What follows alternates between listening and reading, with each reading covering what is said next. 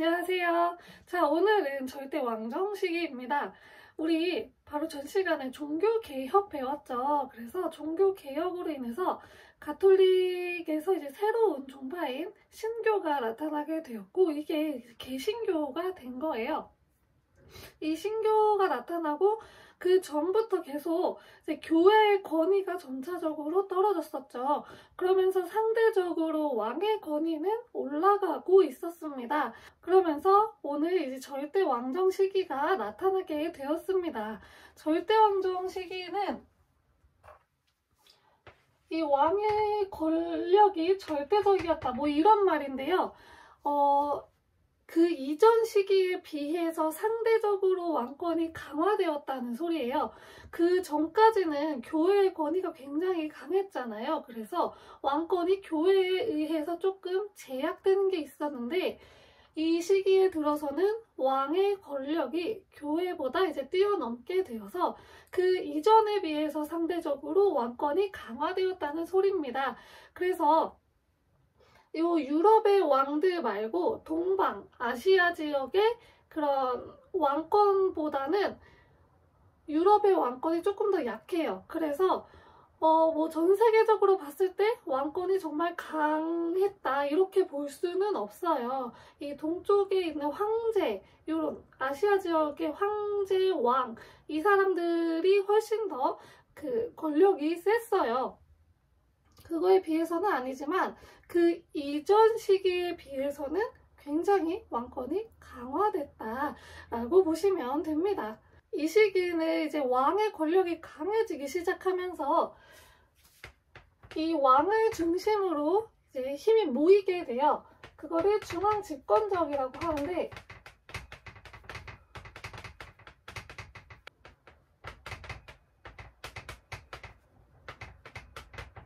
중앙 집권적인 통일 국가가 나타나게 되었습니다. 힘이 이제 가운데로 모이게 되면서 그동안 지역별로 좀 제후들이 힘을 많이 가지고 있어서 이 권력이 분산이 됐다면, 이제 점점 이제 가운데로 힘이 모이면서 권력이 통일이 되면서 나라 전체적으로 약간 통일이 되는 그런 중앙 집권적인 통일 국가가 형성이 되었습니다. 이 절대 왕정 시기에는 대표적으로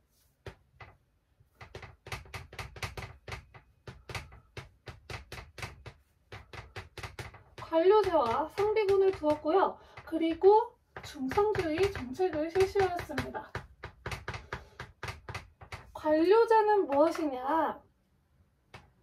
이전까지 귀족들이 정치를 했죠. 그래서 귀족들이 정치를 하면서 왕권을 조금 견제를 했다면, 이때는 이 관료, 그러니까 나라에서 일하는 사람을 귀족이랑 조금 다른 개념의 그런 공무원 같은 개념인 거예요. 이런 사람들을 이제 나라의 일에 쓰기 시작을 한 거예요.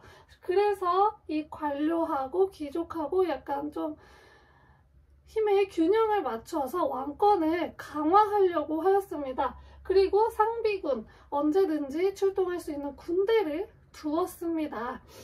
그리고 중상주의는 무엇이냐면 상업을 중시한다 라는 소리예요. 그러니까 나라의 돈을 이제 많이 벌어야 되잖아요. 그래서 채택한 건데요. 이 중상주의 중에서도 보호무역을 하였습니다.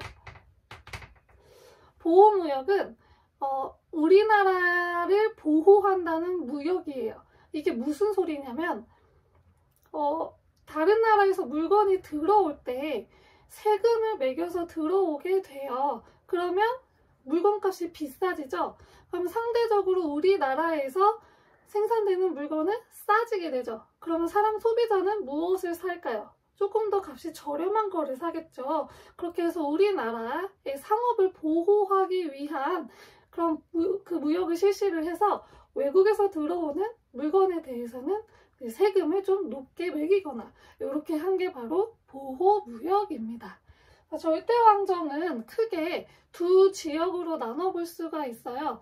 가장 먼저 이제 서유럽 지역과 그리고 동유럽 지역으로 나눠볼 수가 있는데, 양상이 조금 다르고 이 서유럽이 먼저 시작을 했고 동유럽은 서유럽의 그런 발전 과정을 보면서 그걸 가져와서 뒤늦게 발전을 하기 시작을 하거든요. 그래서 서유럽과 동유럽으로 조금 나눠집니다. 자, 먼저 서유럽 보겠습니다. 서유럽의 대표적인 나라로는 프랑스가 있습니다. 이 프랑스의 절대왕정기의 왕을 보면요. 먼저 앙리 4세가 있습니다. 앙리 4세는 앙리 4세가 왕에 있을 때 위그노들이 학살을 당하면서 위그노 전쟁이 일어나요. 위그노 우리 지난 시간에 얘기했는데 뭐라고 했죠? 위그노가? 바로 칼뱅교를 믿고 있었던 프랑스 사람들을 위그노라고 불렀다고 했어요.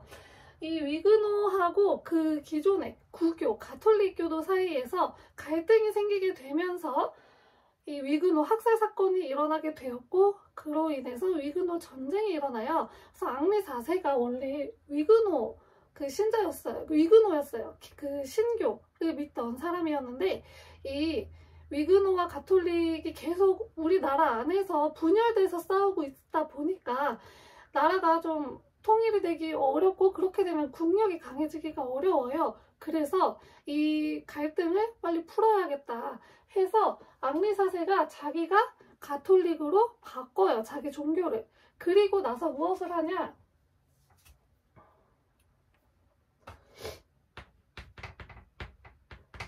낭트 칙령이라는 것을 반포를 합니다. 그래서 위그노에게 일정 지역에서 종교의 자유를 허가해 줬어요. 그런 낭트 칙령을 반포를 하게 되었습니다. 그리고 이 프랑스 절대왕정기의 대표적인 왕인 루이 14세가 이후에 이제 왕위에 오르게 되는데요. 루이 14세는 콜베르라고 하는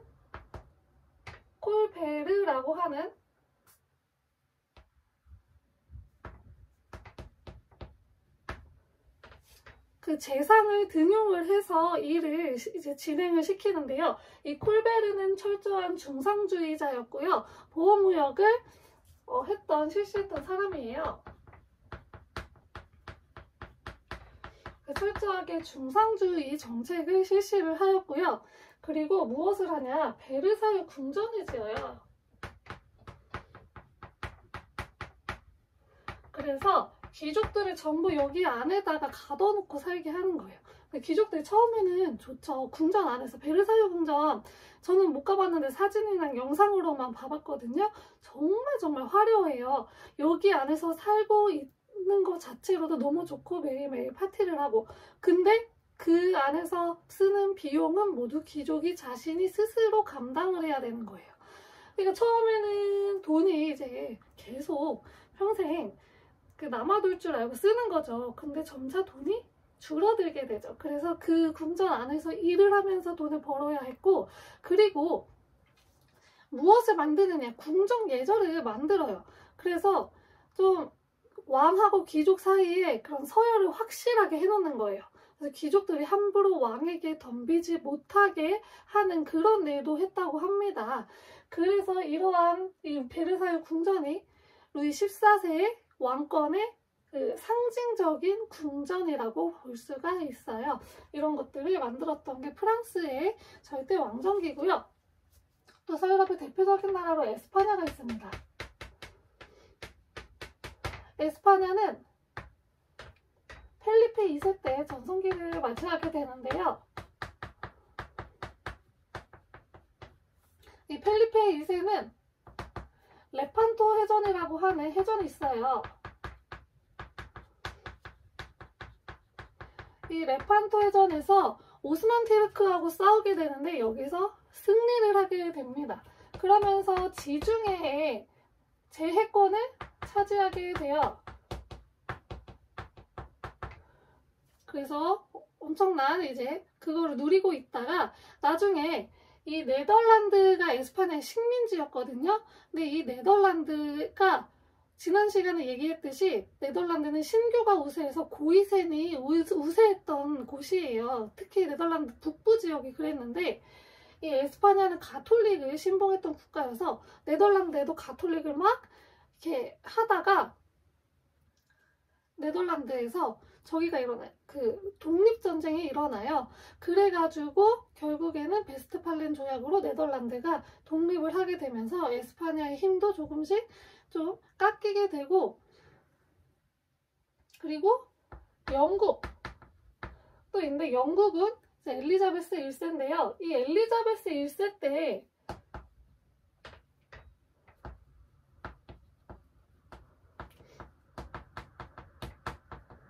펠리페 2세의 무적함대를 무너뜨립니다.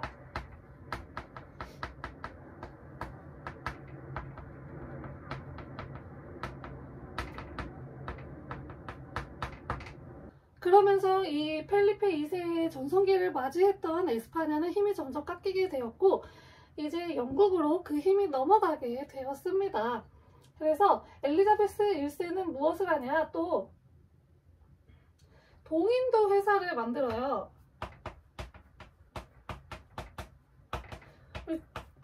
지난 시간에 신항로 개척하면서 그 콜럼버스가 서인도제도 발견했다고 했잖아요. 그래서 거기를 이제 서인도라고 부르고, 우리 진짜 인도를 동인도라고 불렀거든요. 그래서 거기에다가 이제 그 무역하는 회사를 만든 거예요. 그게 동인도 회사인데, 요거를 만들면서 이제 무역을 장악을 하게 되었습니다.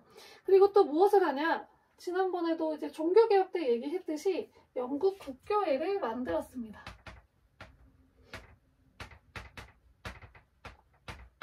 그래서 엘리자베스 1세 때 영국은 절대 왕정을 누릴 수가 있었습니다.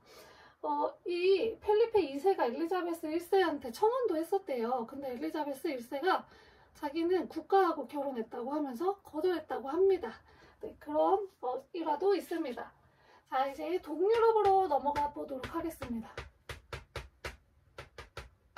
이 동유럽의 대표적으로 우리가 볼 수 있는 곳은 프로이센입니다. 프로이센은 지금 현재 독일 지역에 있던 그 연방국가라고 보시면 돼요. 신성 로마 제국이 다양한 연방국가들의 연합체거든요. 그 중에 하나가 프로이센이에요. 프로이센은 프리드리히 2세 때 절대왕정기를 누리게 되는데요. 얘는 오스트리아의 내부에서 그 마리아 테레지아의 왕위 계승을 놓고 왕위 계승 분쟁이 일어나요. 그 전쟁이 일어나는데 그때 개입을 해요. 그래가지고 슐레젠이라고 하는 영토를 얻어요. 여기가 뭐 자원이 풍부해서 되게 좋은 지역이래요. 그래서 이 지역을 얻게 되고요. 이 프리드리히 2세는요, 뭐 상업도 장려하고, 그리고 종교에 관용도 베푸는 등 그런 개혁 정책을 하고, 그리고 얘가 그 관방학이라는 것을 만들어서 관료들이 그냥 일을 하게 하는 게 아니고 제대로 행정에 대해서 제대로 배운 다음에 일을 하도록 그렇게 만든 게 바로 관방학이에요. 이런 것을 만들었습니다. 다음으로 오스트리아입니다. 오스트리아는 여기서 얘기했던 마리아 테레지아 이후에 요제프 2세가 왕이 올라요. 그래서 이것저것 막 시도를 해요. 법도 바꾸고 농노 해방도 시키고, 그리고 막 교육도 장려하고 하는데, 요제프 2세의 개혁은 귀족들이 반대를 해요. 왜냐면 농노는 귀족이 부리던 사람이고, 그리고 사람들이 교육을 하다 보면은 귀족처럼 똑똑해지게 되면은 세상에 대해서 알게 되면서 불만을 많이 가질 수가 있잖아요. 그래서 귀족들이 반대를 해가지고 이 요제프 2세의 개혁은 실패로 돌아가게 되었습니다. 자, 마지막 러시아입니다. 이 러시아의 대표적인 황제는 표트르 대제가 있어요. 자, 대제, 큰 황제라고 부른 만큼 대단한 사람인 거죠. 이 표트르 대제는 그 서유럽에서 공부를 했어요.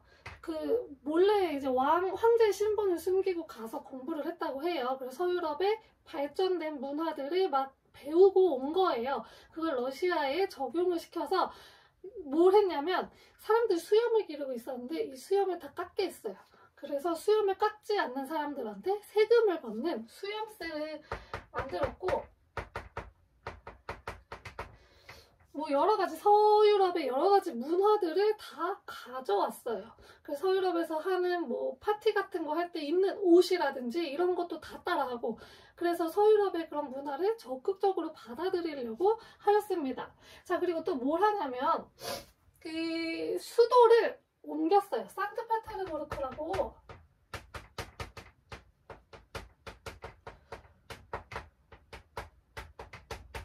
여기로 수도를 옮겨가지고 서유럽에 치우쳐져 있기 때문에 이 서유럽하고 가까웠어요. 그래서 서유럽의 문화를 조금 더 적극적으로 받아들이기 위해서 상트페테르부르크로 수도를 천도하였습니다. 그리고 청나라 할 때 잠깐 나왔는데, 청나라의 강희제라고 하는 황제와 네르친스크 조약을 맺어서 국경을 확실히 하였습니다. 자, 그리고 이 표토르 대제는 스웨덴, 북유럽의 스웨덴과 발트해의 지배권을 놓고 북방 전쟁도 벌였습니다. 그래서 승리를 하였습니다. 그래서 발트해의 제해권을 가져가게 되었죠. 자, 그리고 러시아는 예카테리나 2세가 또 있었어요.